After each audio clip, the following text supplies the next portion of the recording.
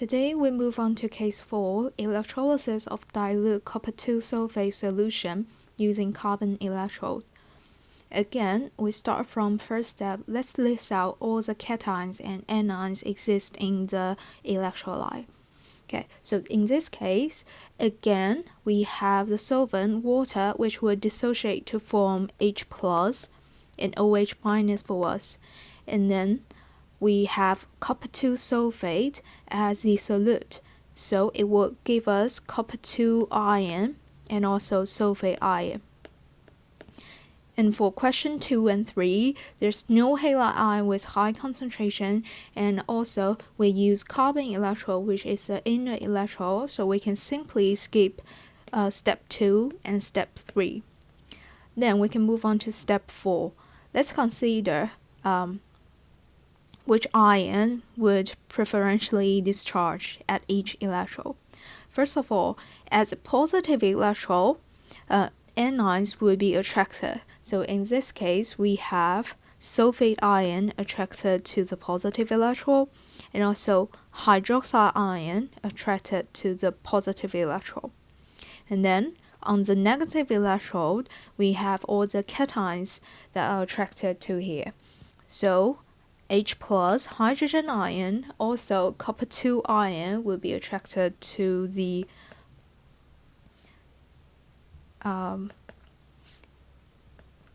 negative electrode. And then we need to consider which ion will preferentially discharge at each electrode. Let's start with the positive electrode. Okay, for the positive electrode, sulfate ion and hydroxide ion, if we go back to case 1, we have compared these two kinds of electrodes. Here, on case 1, we have a section of the electrochemical series, and we can find hydroxide ion is right on the top and sulfate ion is at the bottom. So as we go up the table, the reducing power increases. Hence, hydroxide is a stronger reducing agent, and it will release electrons more readily compared to sulfate ion. So in this case, hydroxide would preferentially discharge. Okay, so we can fill in that part first. And then the negative electrode, we have copper 2 ion and also hydrogen ion. So how can we compare these two? Without looking at the electrochemical series, actually we can predict the reactivity between copper 2 ions and hydrogen ion. Recall your memory that the reaction we have learned between metal and acid in grade 10. We know copper would not react with any dilute hydrochloric acid or sulfuric acid to release hydrogen gas. Okay, this reaction would not happen under room condition. So we can say copper is not strong enough to reduce H plus in acid to H2 hydrogen gas. As any kind of reaction, we are actually turning more reactive substance into a more stable form. Okay, so if we simply summarize the reactivity, we will be able to conclude that copper has a copper is less reactive when compared to hydrogen gas. Okay, and that's also the general rule for any redox reaction. We're turning stronger reducing agent and stronger oxidizing agent into weaker reducing agent and weaker oxidizing agent. Okay, so since this reaction would not take place, we would say copper is less reactive than hydrogen gas. So on the other side, we will be able to deduce that copper 2 ion, would be more reactive than hydrogen ion. Remember, as an example, let's say sodium. Sodium is a reactive metal, so it will lose electron more readily to turn into sodium ion. And comparatively speaking, sodium ion is more stable, okay, compared to sodium metal. But copper is a pretty stable metal, unreactive metal. So copper 2 ion would gain electron more readily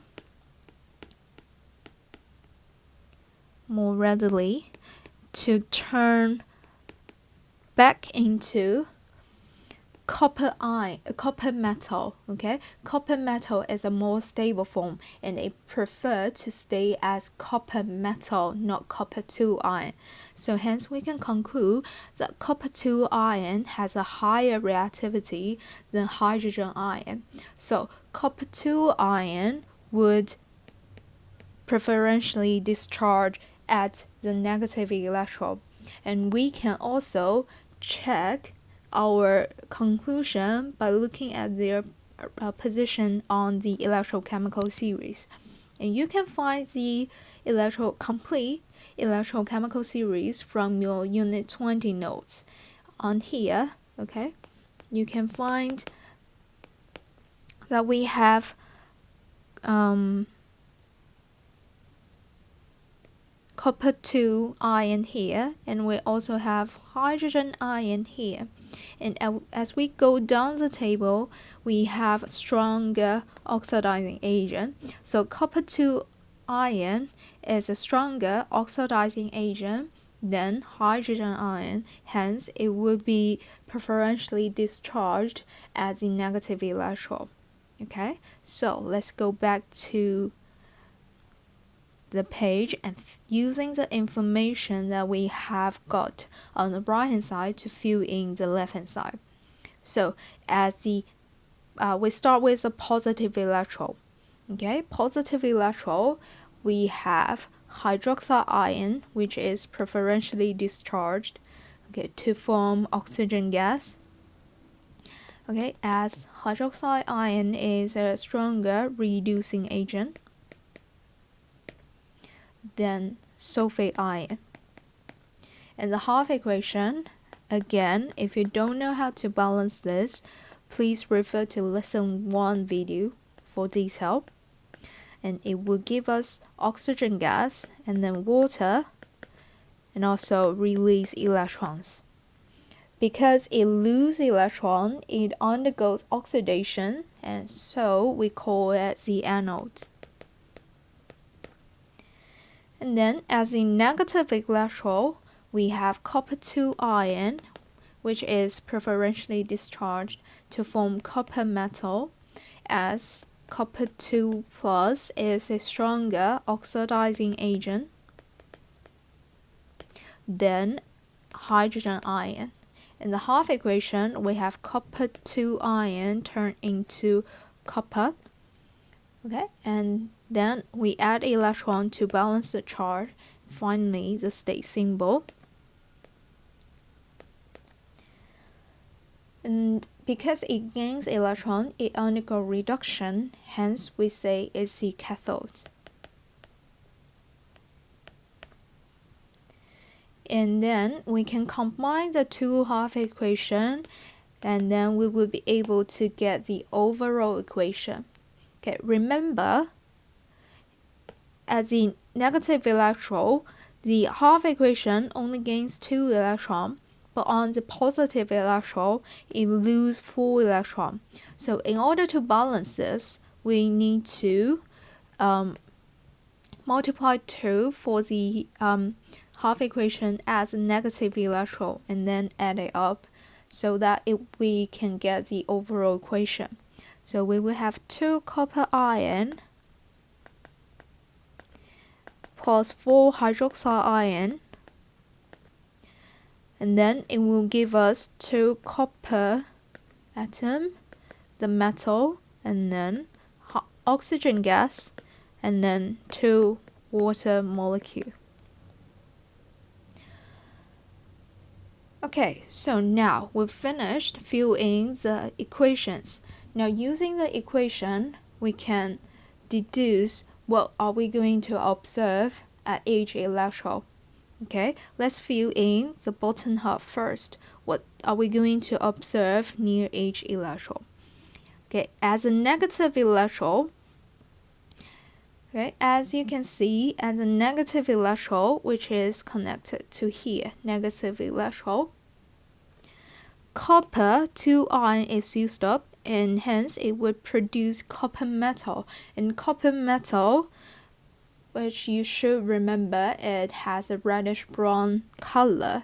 So what we are going to see as the negative electrode, we will see a reddish brown solid formed.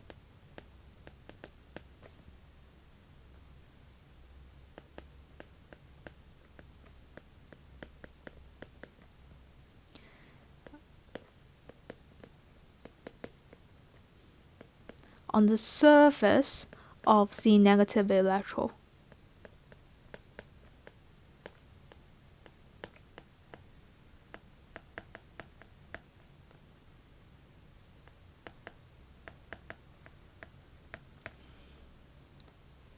Okay, so that's for this part. And we can find reddish brown, let's say that color. Okay, and it will coat it on the surface of the negative electrode. Then let's take a look at the positive electrode. Positive electrode, we constantly remove hydroxide ion and then we produce oxygen gas. Okay, so what are we going to see as the positive electrode is that we have colorless gas bubbles formed.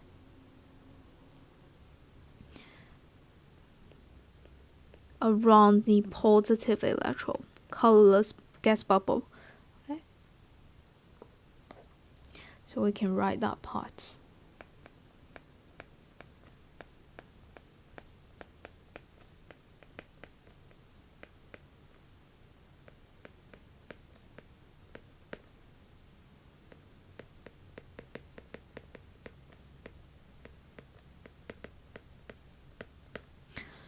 Okay, and then let's consider the change on the electrolyte itself.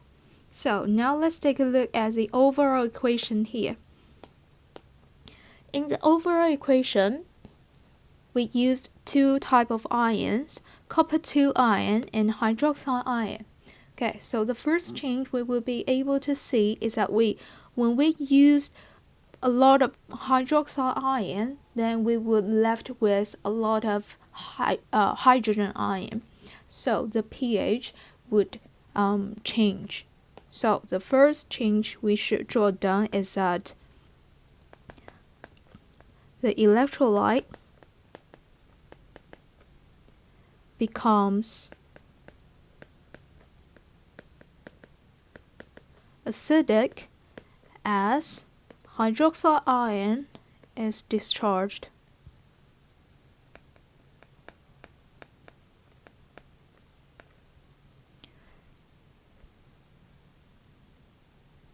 And excess hydrogen ion remains.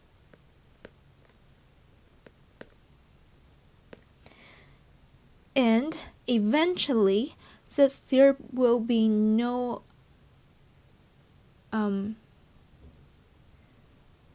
okay, let's come back to this part later. Okay, and then the second part,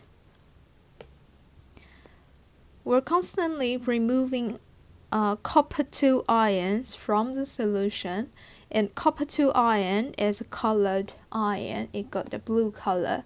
So as we remove copper 2 ion, the concentration of the copper 2 ions decrease, so the color should become paler and paler. Okay, so we can draw down that change. So the second one is the color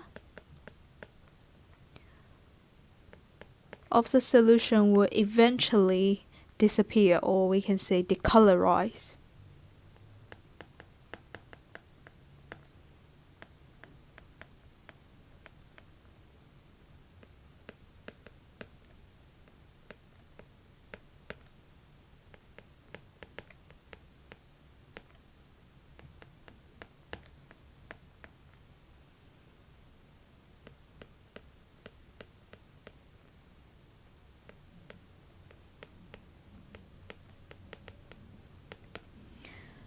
Okay, so eventually in the solution there will be no copper 2 ions left, okay, and it will be excess of hydrogen ions remain, and also we didn't use any of the sulfate ion. So eventually we will say the solutions turn into sulfuric acid.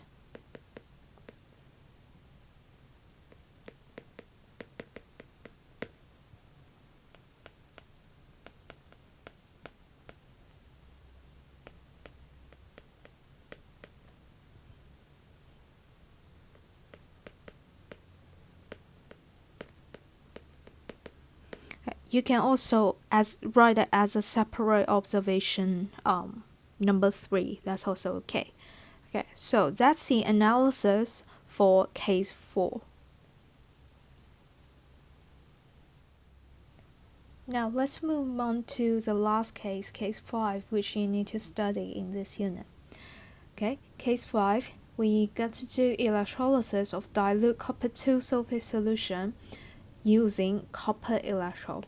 So case 1 to 4, we've all used inner electrode, copper electrode, but here, this one, we're gonna use copper, the metal, to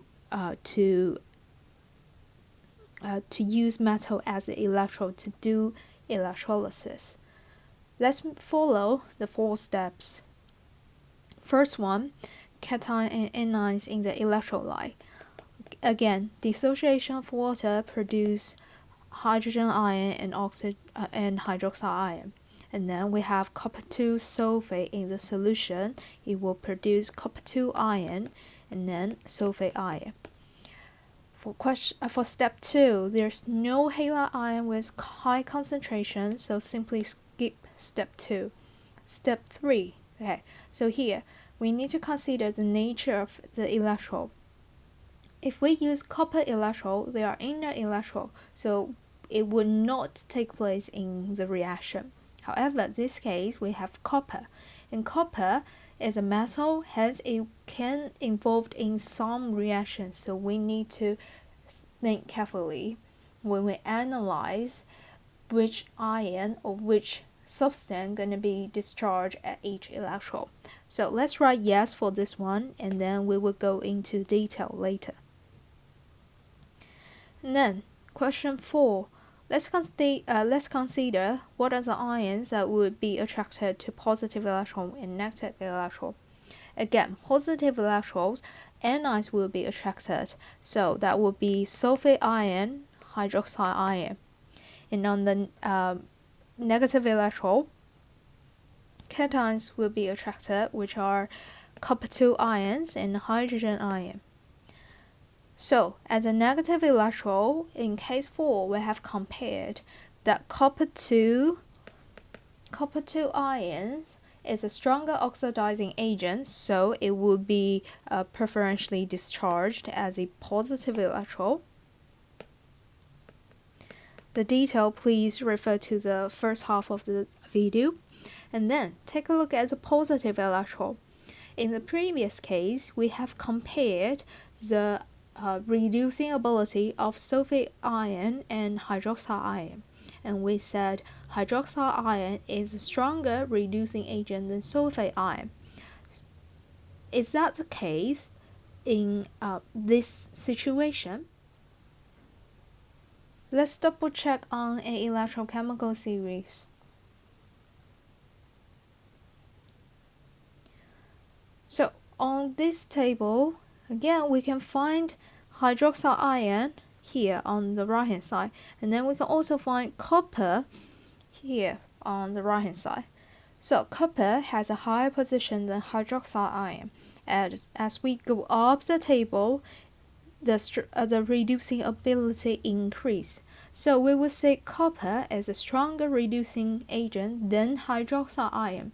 So in this case, when we're using copper as the material for anode, so copper would lose electron instead of hydroxide ion to do that job.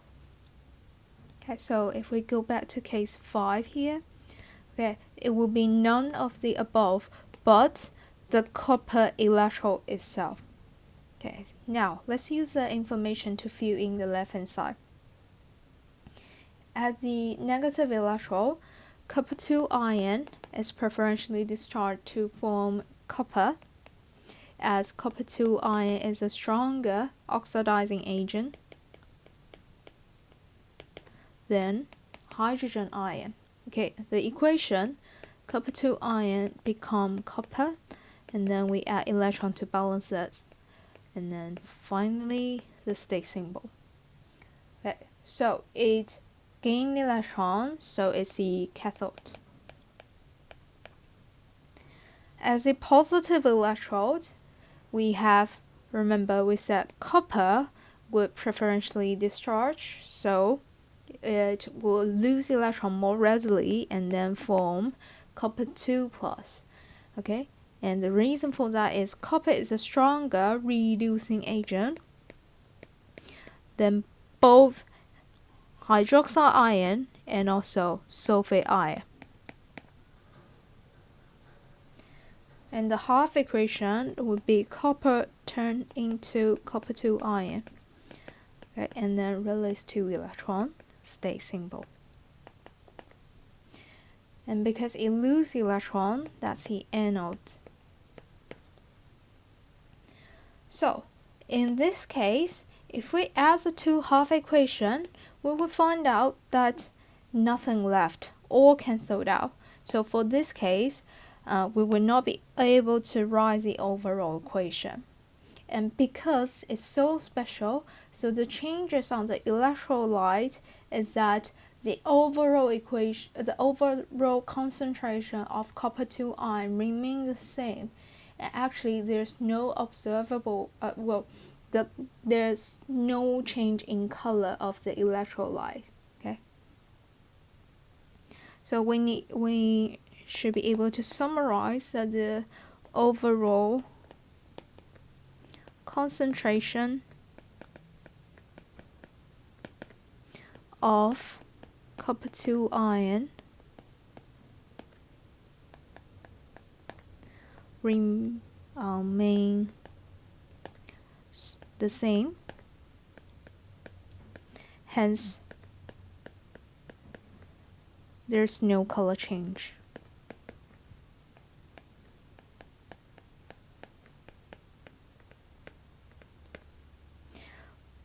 But is there any observable change in this situation?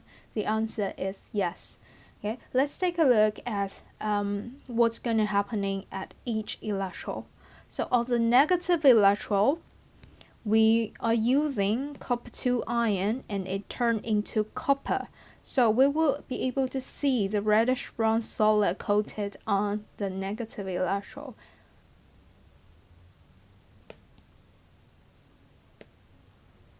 Okay, and I'll just use red to represent it.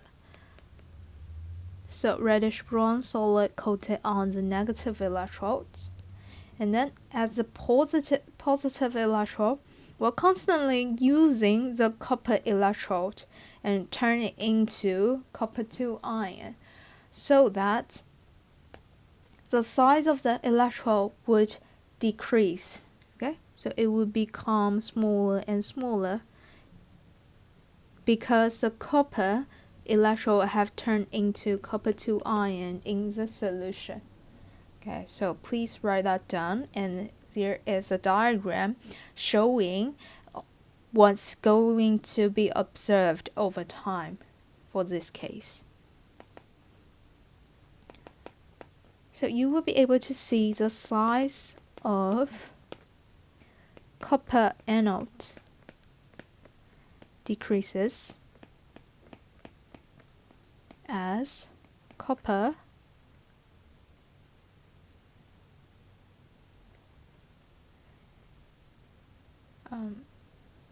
is turned into copper 2 ion.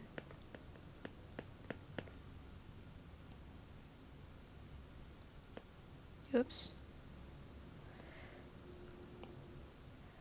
And then second, you will see the size of copper cathode.